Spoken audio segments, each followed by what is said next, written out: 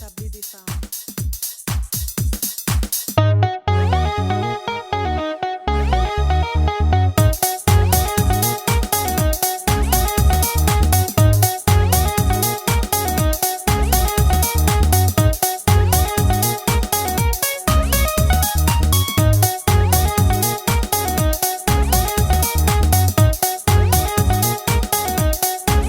Bonsoir les beautés et bienvenue à un nouvel épisode de la tablée des femmes.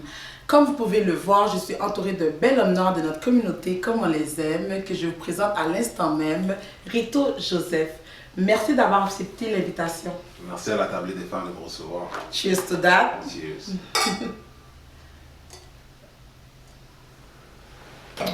Alors, le sujet est hot et en fait, de quoi on va parler, c'est la culture noire. On n'en parle jamais assez, puis en plus c'est d'actualité. Mais avant de rentrer dans le vif du sujet, permettez-moi de faire un bref résumé de cet invité de marque qu'on a. Alors, Rito Joseph est le fondateur de Cham Entertainment qui mélange la culture, l'histoire, l'art et la musique sur une seule plateforme afin de permettre aux gens passionnés d'approfondir leurs connaissances sur la communauté afrodescendante et en apprendre davantage sur les ancêtres de ses membres. Son approche est simple. Elle vise à sensibiliser toutes les personnes qui veulent en savoir plus sur l'histoire et plus particulièrement celles qui veulent apporter du changement dans leur communauté. 3 mots décrivent très bien cet homme. Il est autodidacte, guide touristique et conférencier invité. Alors Rito, on va rentrer dans le vif du sujet parce que c'est chaud. J'aimerais que tu partages avec nous ton opinion sur l'énoncé suivant que je vais te dire dans le fond. Parfait. Lorsqu'on parle de la culture noire, tout le monde aime ça. Le produit final, le résultat final, le produit fini, le résultat final, tout le monde aime ça.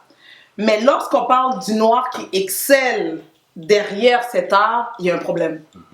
Qu'est-ce que tu peux nous dire là-dessus? Qu'est-ce qu'il en est en fait? Mais je pense que la relation que les gens ont avec la culture noire, c'est souvent par rapport au...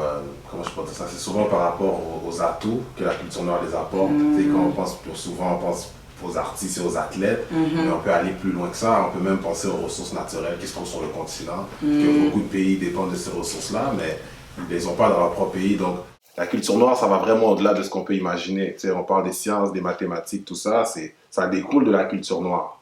Mais encore une fois, c'est des sujets qu'on ne prend pas la peine de déconstruire, donc c'est un peu difficile à aborder. Mais qu'est-ce qui fait que dans le fond, on aime bien ça, mais la personne... En fait, qu'est-ce qui ferait pour que ces gens-là aiment cette personne derrière là? Est-ce que ça se pose la question ou... Ben, c'est sûr et certain que je ne peux pas répondre pour ces personnes-là. Okay. C'est sûr et certain. Mais d'après toi, à ton humble avis? Qu'est-ce qu'il faudrait pour que ces personnes-là aiment la personne derrière là? Ouais. Aller plus loin, pousser plus loin. Peut-être que la personne n'est pas faite pour aimer la personne qui se trouve derrière l'art. Okay. Peut-être qu'elle n'a pas un intérêt à aimer, peut-être qu'elle aime l'art que cette personne-là propage, mais peut-être qu'elle n'a pas nécessairement un intérêt à aimer la personne. Ouais, je dis ça parce que, bon, je dis ça en dépit de ce qu'on voit, de ce qu'on vit, de ce qu'on entend. Puis, tu sais, souvent, on va entendre des histoires de oui, cette personne-là a vendu, je sais pas, tu sais, on prend l'art parce que c'est ce qui est plus commun pour tout le monde. On va entendre que ouais, cette personne-là a vendu, je sais pas, 20 millions d'albums, puis après ça, son label la use, ou la personne est broke finalement, mais ça découle aussi du fait que quand on est arrivé dans cette partie de l'océan-là, on était des biens meubles.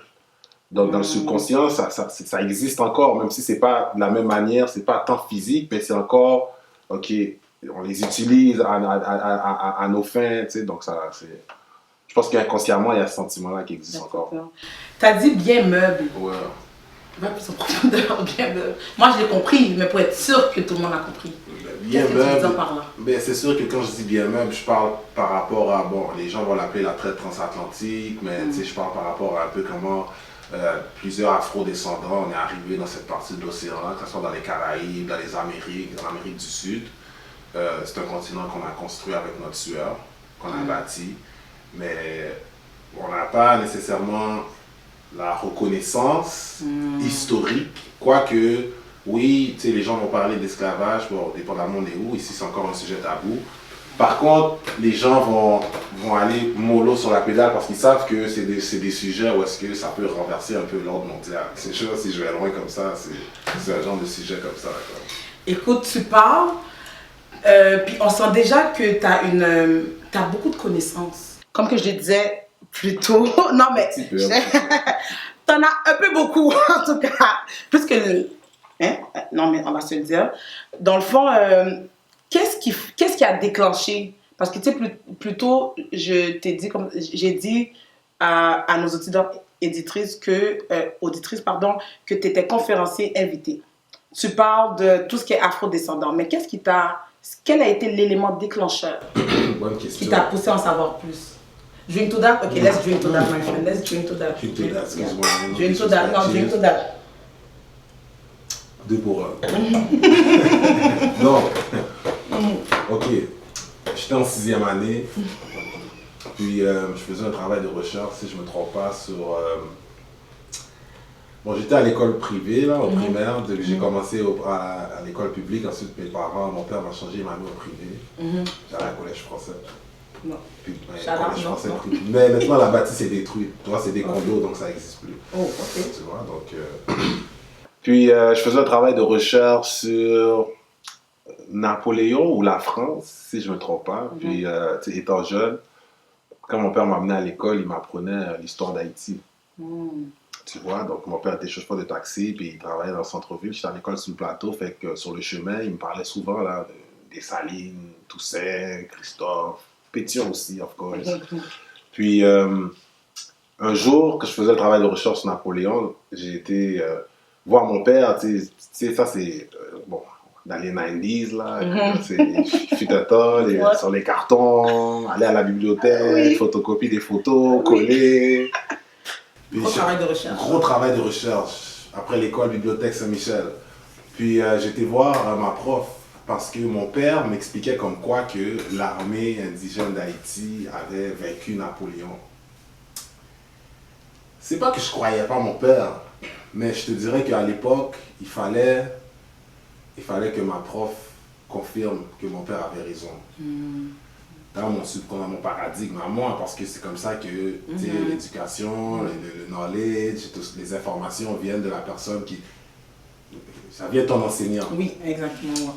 Donc, j'étais voir mon enseignant, je dis comme ça, est-ce que c'est vrai que Haïti a vaincu Napoléon ou vice-versa, la façon que je l'ai demandé, est-ce que c'est vrai que Napoléon s'est fait vaincre par les Haïtiens? Mais tu sais, j'ai honte de dire ça maintenant, mais à l'époque, je pensais qu'elle allait dire, ah non, ça n'a pas rapport à ce que tu dis, puis juste continuer. Elle m'a dit, qui t'a dit ça? J'ai dit, ben mon père. Elle m'a dit, mais tu diras à ton père de venir faire le cours la prochaine fois. Puis ça s'est fini comme ça. Elle m'a jamais dit oui ou non. Okay. Puis après, j'ai été m'asseoir. Puis ça s'est resté dans mon subconscient, je te dirais, pendant presque 20 ans. Même quand j'ai... Mais qu'est-ce que tu as fait après? Ben, c'est sûr que par la suite, j'ai promu mon travail de recherche.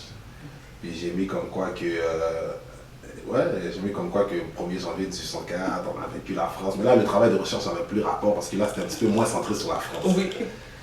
Je ne me rappelle plus si j'ai eu la note de passage. C'est juste que par la suite, quand j'ai commencé à me redécouvrir à l'âge adulte, ça c'était toujours dans mon esprit. Et la première conférence que j'ai faite en 2017, c'était l'appel du Nègre Marron. Donc la première conférence que j'ai faite en 2017, c'était l'appel du Nègre Marron, puis c'était avec Winnie. Donc Winnie, c'est la première personne qui m'a sollicité. En fait, je voyais à quel point elle était impliquée dans la communauté, puis j'étais comme, si jamais tu as besoin d'aide, laisse-moi savoir. Puis un jour, elle est venue, elle a dit, ouais, on fait une conférence sur l'histoire d'Haïti, est-ce que ça t'intéresse? Bon, écoute, j'ai dit, ouais, parce que bon, je connais quand même l'histoire d'Haïti. Puis à partir de là, elle m'a introduit dans le circuit, puis c'est ça, à partir de là, les choses ont enchaîné, conférences, ateliers, j'ai fait des ateliers à Brooklyn, j'ai fait une conférence au Ghana, j'ai été au sommet des Canadiens noirs, j'ai fait une présentation à UQAM, à Concordia. Mais toujours sur l'esclavage, justement sur les afro-descendants, l'esclavage qu'on a été... la présence noire. La présence noire, parce que je te dirais j'ai aussi collaboré avec Caribou Montréal, puis j'ai fait une présentation sur l'Empire du Mali, donc en Afrique précoloniale. Tu vois, aussi parce que je trouve que nous, les gens des Amériques, excuse-moi, quand je dis les gens des Amériques, bon, tu sais, on est noir, là, on peut dire afro-descendant, on dit noir, haïtien, peu importe. On est un petit peu déconnecté de tout ce qui est avant l'esclavage. Donc pour moi, c'était très important d'aller chercher, comprendre un peu cette histoire-là qui précède tout ce qu'on vit en ce moment, quoi. Tourist in my city. Moi, je sais c'est quoi. Mais j'aimerais que tu partages avec les gens qui nous écoutent ton côté guide touristique. Qu'est-ce que tu fais? Pourquoi tu le fais? Dans le fond, comment tu as commencé à être guide touristique? Parfait. Donc, je préparais une présentation sur l'histoire des Noirs à Montréal. C'est ça. Donc, je l'ai appelé The Untold History of Black Montreal. Tu vois, donc c'était une série de... c'était pas une série, c'était une conférence où est-ce que je parlais de la présence noire à Montréal qui date de plus que 300 ans, presque 400 ans quand même. Au Canada, en plus que 400 ans, tu vois. Puis c'est ça, donc je démontrais un peu les premiers esclaves qui étaient arrivés en Nouvelle-France, la continuité, la suite des personnages historiques qui sont noirs au travers de l'histoire, puis vraiment en prenant des années 1600, 1700, 1800, 1900 jusqu'au 21e siècle. Par la suite, j'ai voulu aller on-site. Ça m'intéressait d'aller voir un peu qu'est-ce qu'ils sont devenus ces endroits-là. Tu sais, les endroits que tu vois, je sais pas, en 1700 ou en 1800, il s'est passé telle chose, à telle intersection, sur telle rue, à telle adresse, à tel endroit.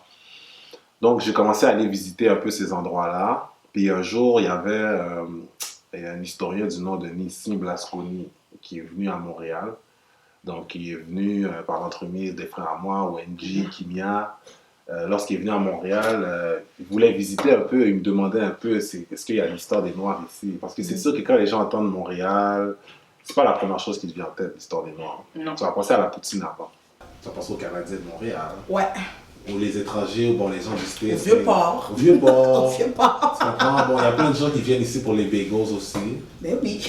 Bon, ils ont le droit. On vient pour... En fait, les gens viennent pour toutes sortes de raisons, sauf connaître l'histoire de ce qu'il en est. Exactement. Ouais. Donc, lorsque Blasconi est venu, il m'a demandé un peu est-ce que je pouvais lui montrer un peu des endroits historiques, parce que lui, c'est un groupe Charlie, c'est ça qu'il fait. C'est un historiographe, historien, et un professeur universitaire, il fait des conférences à travers le monde sur divers sujets multidisciplinaires, jazzmen, etc. Donc, je l'ai emmené dans le Vieux-Montréal, je l'ai emmené dans la Petite Bourgogne. Puis je l'ai emmené dans des endroits spécifiques où l'histoire noire se passait à l'époque, mais que c'est encore en lien avec ce qui se passe aujourd'hui. Puis à partir de là, j'ai vu que c'était quand même à proximité. Donc c'est quelque chose, je me suis dit, il avait pris, il a aimé ça, parce que c'est quelque chose de nouveau qu'il découvrait, mais je me suis dit, il y a beaucoup de gens, des personnes locales qui ne connaissent pas ces histoires-là, qui ne savent pas le rapport. Ça fait partie.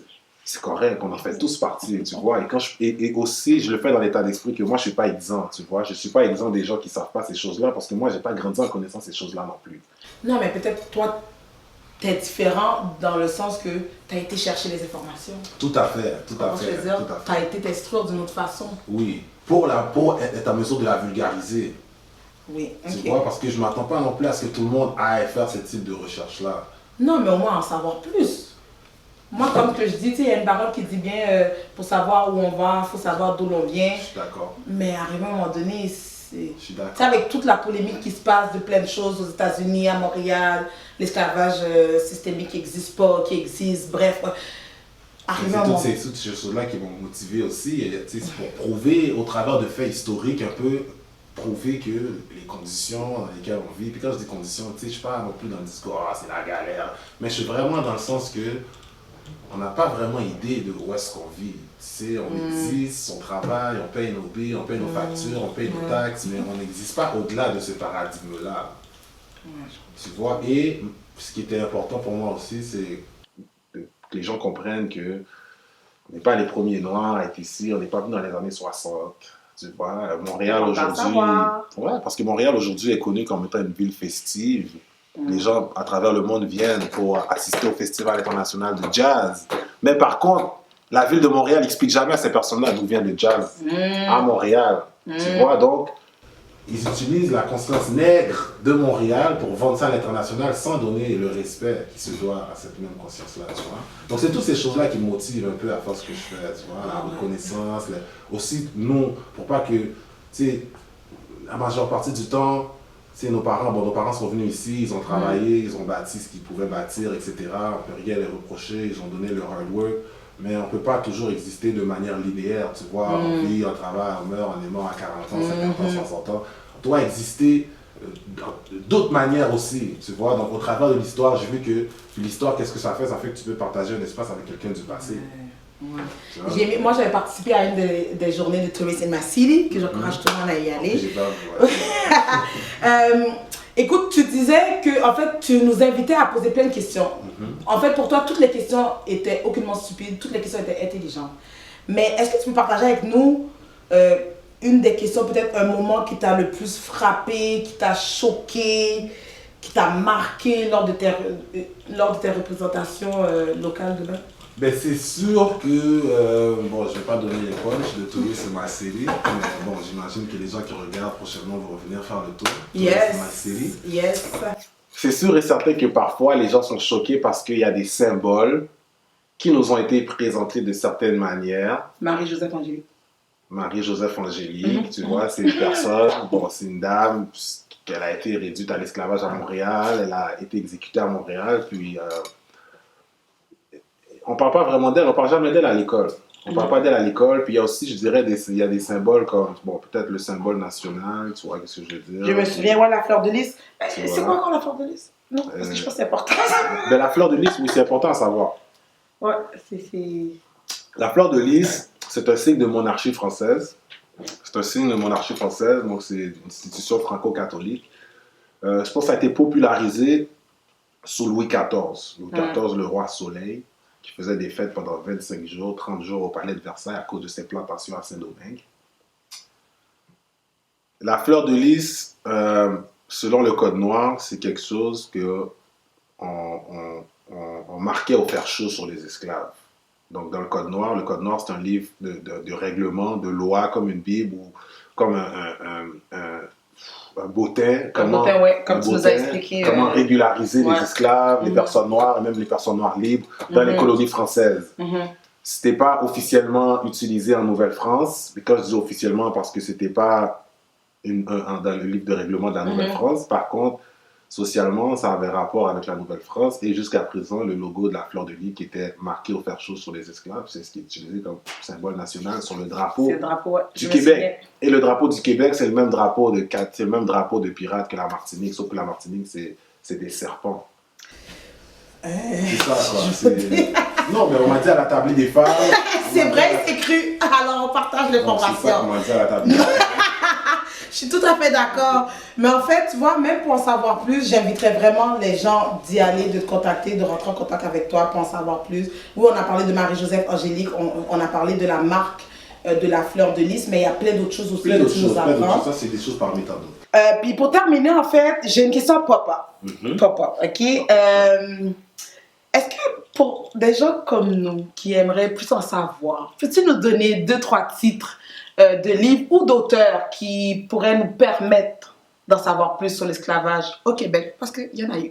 Sur l'esclavage au Québec, bien sûr, il y a The Hanging of Marie-Joseph Angélique par le Dr. Alfred Cooper. Il y a Les Noirs au Québec de Daniel Gay. Il y a Black Dead de Frank Mackey. Il y a Blacks in Montreal de Dorothy Williams. Il y a Fear of a Black Nation de David Austin. Bon, j'en ai donné quelques. Il y en a encore plein d'autres. Non, il y en a plusieurs, ouais. Moi, je les ai toutes lues. Puis, Est-ce que tu penses que ce sont des livres qu'on doit savoir, qu'on doit connaître par cœur? Ou juste une fois que tu l'as lu, tu as passé à travers l'histoire, puis écoute... Ben, la lecture te permet de vivre le moment présent. Tu comprends? La lecture te permet de visualiser dans ce que tu lis. Puis effectivement aussi, ce que tu absorbes, c'est ce que ça reflète tes actions, ta manière de penser. Donc c'est sûr et certain que tu ne vas pas nécessairement connaître le livre par cœur, mais tu vas être capable de comprendre certaines mœurs ou des façons de faire qui ne sont pas nécessairement toujours intrinsèques à nous, mais qu'on a. Ça découle de situations comme... De la société où on vit. Voilà, exactement. Mon Dieu, écoute, on pourra en parler plus en profondeur, plus en longueur, mais un moment pour couper. Mais tu reviendras, c'est certain. L'historien de marque, je vous le dis, Rito Joseph. Les informations de Rito vont être marquées dans le fond de l'émission. On pourrait te retrouver sur Facebook, Instagram, yes. Internet aussi, www.ritojoseph.com. Sinon, c'est ça, Instagram, Facebook. Puis aussi, là, pour les visites guidées, Tourist in My City, touristes dans ma ville, je les mets beaucoup sur ma page, je les mets sur ma page Instagram, dans ma bio. Je les mets aussi sur ma page Facebook. Alors, c'est ça. Mais écoute, merci. Merci à toi. Moi, à chaque fois que je te vois là, tu me remplis de nouvelles connaissances. Merci beaucoup, tu me fais brunir. Ça va commencer, mon cher. On est là pour rester en contact. Alors, merci. Puis